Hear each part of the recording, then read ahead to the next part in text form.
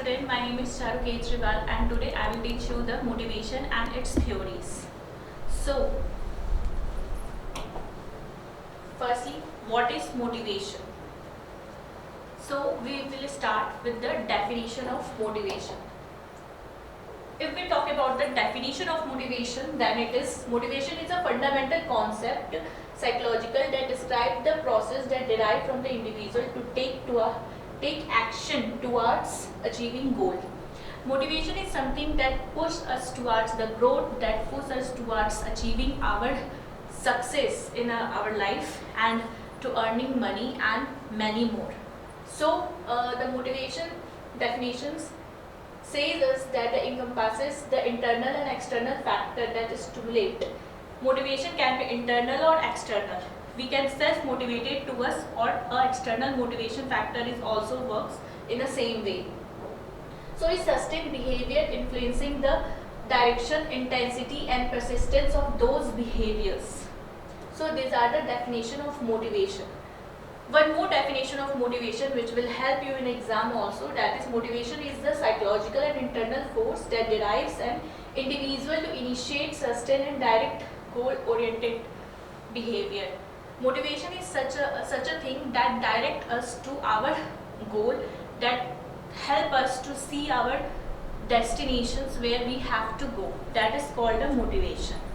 Now we will discuss about the theories of motivation. There is 5 theories of motivation. So the first one is Maslow theory of hierarchical need. Abraham also says that a person will be motivated when all his needs are fulfilled. So people do not work for security or money, but they work for contribute to use their skills. What we used to do, we contribute our skills to our society, to our workplace and many more. So this motivation theory is first theory is Maslow hierarchical need. So when we explain this theory, there is a 5 elements which we should know about it. First is psychological need. Psychological need is also called a basic need. So the basic need for the survival such as air, sleep, food, water, clothing and shelters. These are the basic needs like roti, kapda and makan. So when we have the basic need, Maslow said that when we have the basic need, then we will achieve our goal. Without these basic needs, we cannot achieve our goal, we cannot do anything else. So these are the psychological need. Then next is a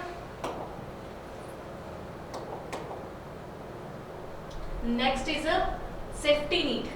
Safety need is very important because if we will not save ourselves from the society, from the bad person, so we will not achieve our goal. It is so obvious. So the protection from the threats and other dangers like health, secure employment and properties. These are the elements which need to be saved in our life. So the third thing is social belongingness and love needs. We are the person, we are the human beings, so we need love and affection from the others to achieve the success, to be motivated ourselves. So the need of association, affiliation and friends are so on are very important in our life. So Maslow said that the social belongingness, to be in a society, we to take respect, to give respect is a part of our life. So we need a social belongings in our life. Next, the fourth one is the need, respect and recognitions. Self-esteem need. Self-esteem need is like if we are living in a society, so it's important that we should recognize by all the person, we should do a good thing that society know us by our work. So the last one is self-actualization need.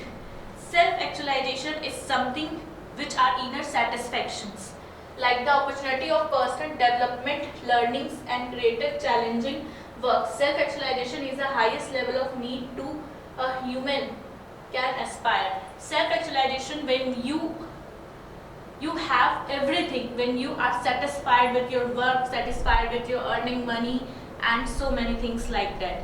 When we have a high satisfaction, then it is called a self-actualization need. So these are the first theory. This is the first theory of. This is the first Maslow hierarchy theory. That is the first motivation theory. And now the second one is.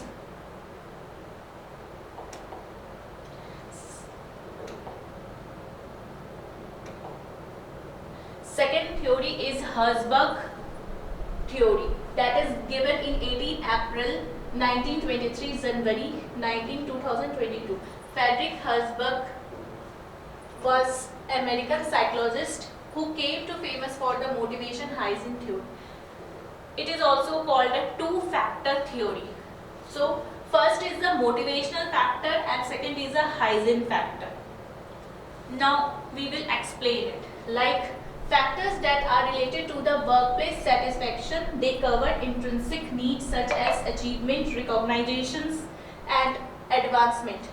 Like motivation theory,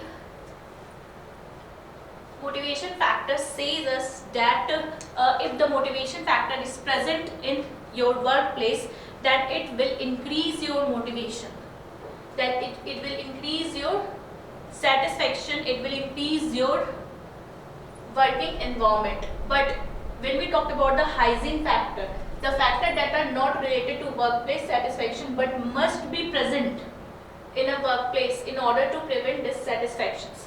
Like if we talk about the summary of this factor, summary of this theory, then the motivation present of motivational factor can motivate the workers, but absence of hygiene factor will demotivate the workers. So both the factors should be present.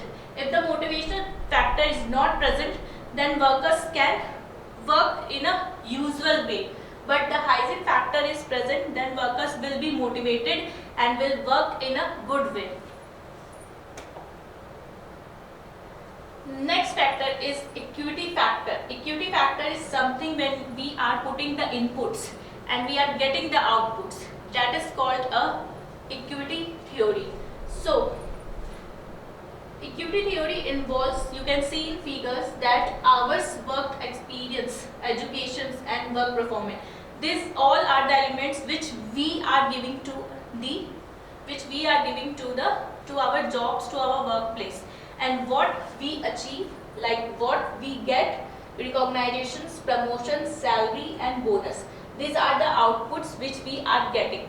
So the motivational theory says us that if the inputs is given in this manner, then output should be, then the employee should get this output. If equity theory of motivation developed by John Adams in 1963, he said that employees are motivated by their perceptions of fairness in the workplace, like comparing their inputs to the outputs. If the inputs is given by the employee is so good but the outcome is not so good, then they will be dissatisfied or they will be demotivated. So according to the theory, inputs are time and effort that is given by the employee, skills, education, experience given by the employee, commitments, loyalty, personal characteristics and sacrifices.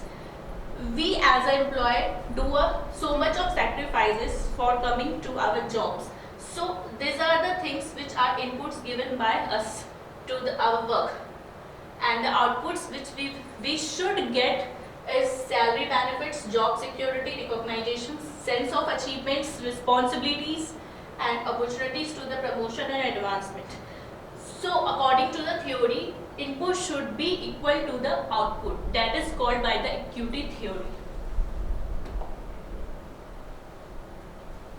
See how the inequity affect motivations. Like if there is no equity theory in a workplace, if the outcome and input are not equal to each other, then what it affect to our employee? When the employee feels the input and output ratio is less favorable than others, then they experience inequity. They think employee thought that there is a full of partial partiality that is happened with them, so they are thinking of inequity. They demotivated themselves, and this prescribed unfairness and leads to demotivate job dissatisfaction and reduce productivity.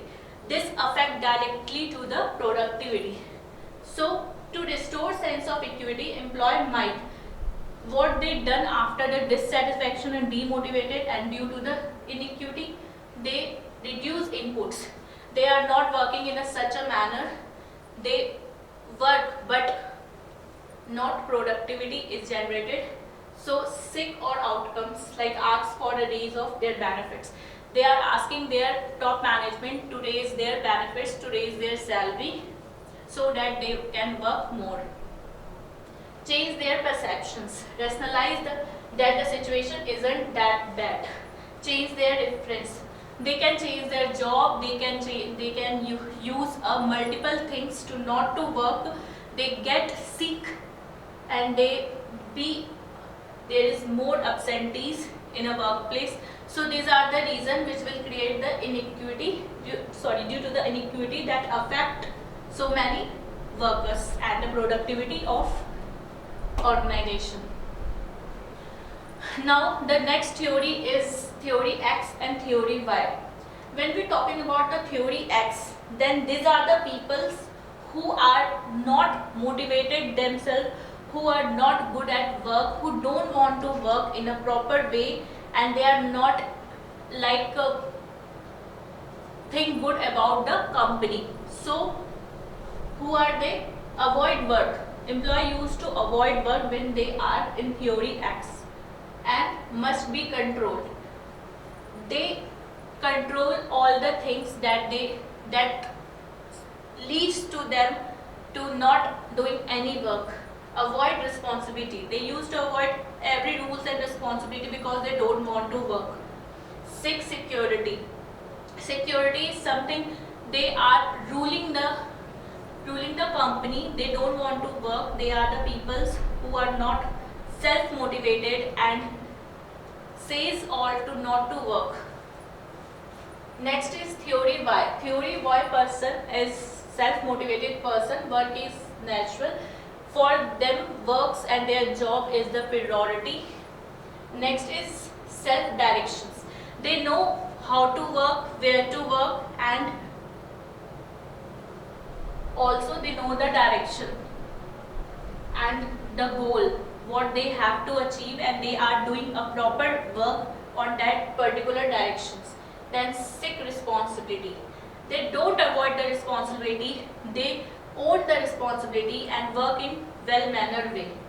Good decisions widely spread. Like they used to take so many decisions for the company and they initiate more and more for the company to taking any decisions. So the last and the fifth theory is Room's expectancy theory.